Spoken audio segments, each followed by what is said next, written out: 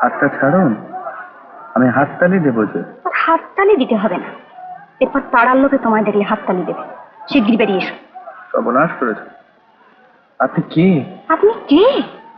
বেরিয়ে এসো বলছি। আরে কি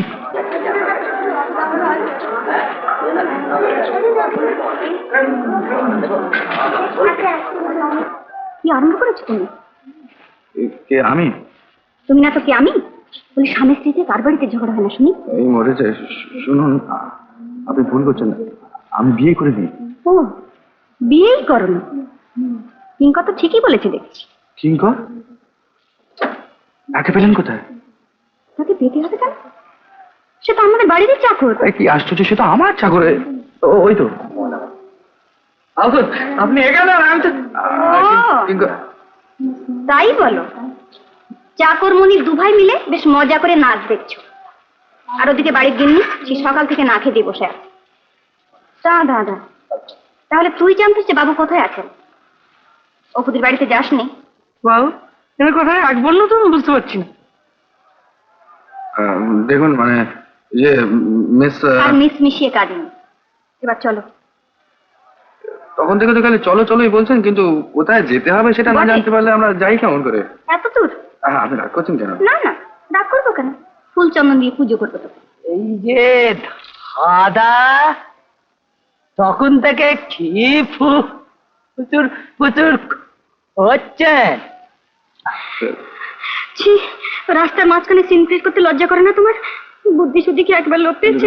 দেখুন, আর যদি বেশিক্ষণ এইভাবে থাকা যায় তাহলে কিন্তু আমার বুদ্ধি শুদ্ধি সত্যি লোপ পাবে। কি হলো স্যার? না, কিছু হয়নি। ও হয়নি না? কিছু না? কিছু না যখন, তখন রাস্তার মাঝখানে একজন মেয়ে ছেলে হাত ধরে আছেন কেন? আপনি ভুল করছেন, আমি ওর হাত ধরে নেই, উনি আমার হাতটা ধরে আছেন। ও না, তাহলে নেই ইনি আমার ভগ্নিপতি। ও এতক্ষণে বোঝা গেল। ঝগড়া করে বাড়ি থেকে বেরিয়ে এসছেন বুঝি? হ্যাঁ। বাড়ির মেয়ে ছেলেদের এভাবে কষ্ট দিতে নেই। জানেন, বাড়ি যান, বাড়ি যান, বাড়ি যান। আরে দুধ মশাই পাগল নাকি? এরা পঁচিশ ভগরিকে অনেক সময় কিনতে চায় না, তাই বলে ভগরি মজিকে চিনবে না? বাড়ি যান, বাড়ি যান মশাই, বাড়ি যান। আমি কিন্তু আপনাকে চিনি স্যার, আপনার মতো লোকে এই কাজ মানায় না। যান যান, বাড়ি যান। বাবু আমি বলছিলাম তাই বুঝি হলো?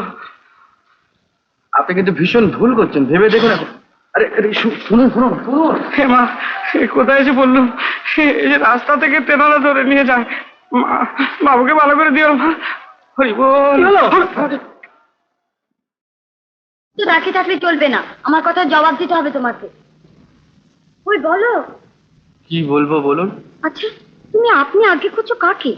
শুনলাম তুমি বিলাসের সঙ্গে আপনি আপনি করে কথা বলেছো, কেন? বলবো? কি বলবে? আচ্ছা, তোমার মাথাটা কি একেবারে খারাপ হয়ে গেছে? আচ্ছা বেশ, তো আমার সঙ্গে কথা কাটাকাটি হয়েছে, তার জন্য তুমি বাড়ি থেকে বেরিয়ে গেছো, সারাদিন বাড়িতে ফেরোনি, ঠিক আছে। ঝগড়া আমার সঙ্গে হয়েছে, অপরাধ নয় আমারই হয়েছে, কিন্তু ওরা তো তোমার কাছে কোনো অপরাধ করেনি, তুমি ওদের সঙ্গে ওরকম ব্যবহার করছো কেন? দেখুন, আমি যে কার সঙ্গে কি ব্যবহার করছি আমি নিজেই বুঝতে পারছি। আমি তোমাকে এমন কিছু বলিনি যার জন্য তুমি এই ফেক ধরেছো। তোমার পা ছুঁয়ে বলছি, আর কখনো তোমাকে আমি কোনো ব্যাপার নিয়ে বিরক্ত করবো না। আর দোহাই তোমার, তুমি সকলের সামনে আমাকে এলোমেলো কথা বলো না, কেমন? দেখো, বাবা এখানকার একজন নামকরা লোক ছিলেন, আর মান সম্মান আছে, তুমি এরকম করো না, কেমন? আর সত্যি যদি তুমি এরকম করো, তাহলে আজ রাত্রি আমি গলায় দড়ি দিয়ে মরবো। বলো করবে না? বলো না, বলো না গো।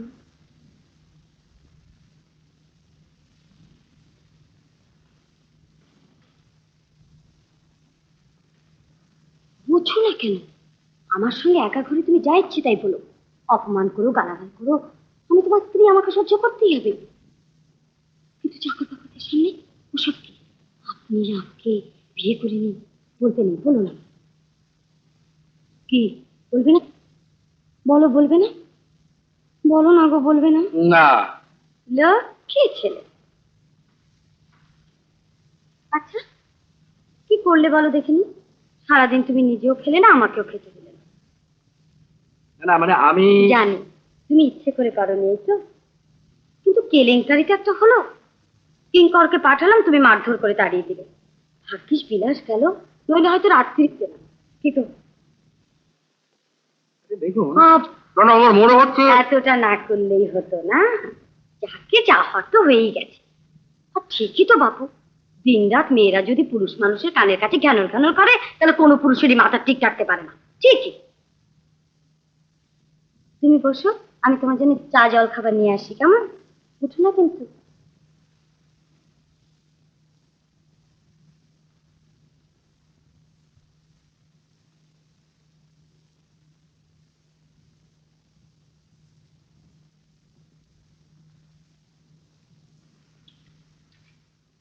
ধর খাবারটা দিয়ে। হ্যাঁ,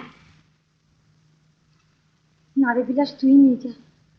আমার উপর মেজাজটা এখনো কেমন যেন। তুই নিয়ে যা, তাড়াতাড়ি যা। এই রূপো,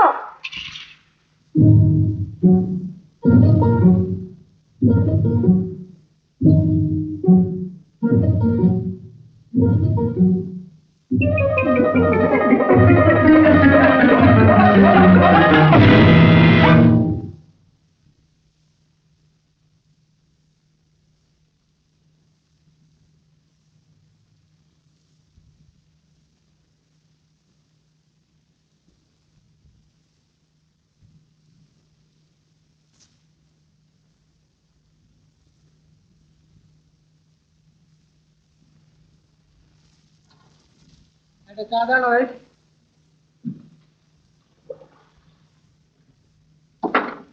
এই কিঙ্কর, কিঙ্কর, শোন শোন শোন শোন। কি কি ব্যাপার বলতো? সকালবেলা দেখা হলো, চিনতেই পারলি না? হ্যাঁ, এখন আবার দেখলো বড় কটা প্ল্যাটফর্মে বেঞ্চের উপর শুয়ে আছে। তাই নাকি? হ্যাঁ, মেজাজটা খুব খারাপ বলে মনে হলো। ওর বাড়িতে বজ্র অশান্তি। কেন, কি নিয়ে? ওর মার সঙ্গে একটা হাঙ্গি বেঞ্চের উপর শুয়ে আছে। হ্যাঁ, দেখলে? হ্যাঁ, হ্যাঁ।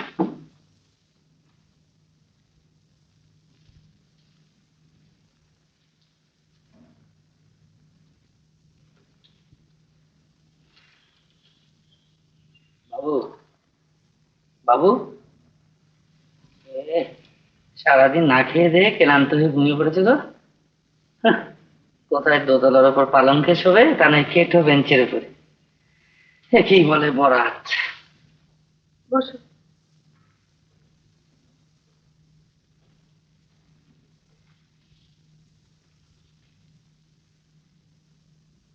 তুমি বসো, আমি এবার দুটো মুখে দিয়ে আসি, কেমন?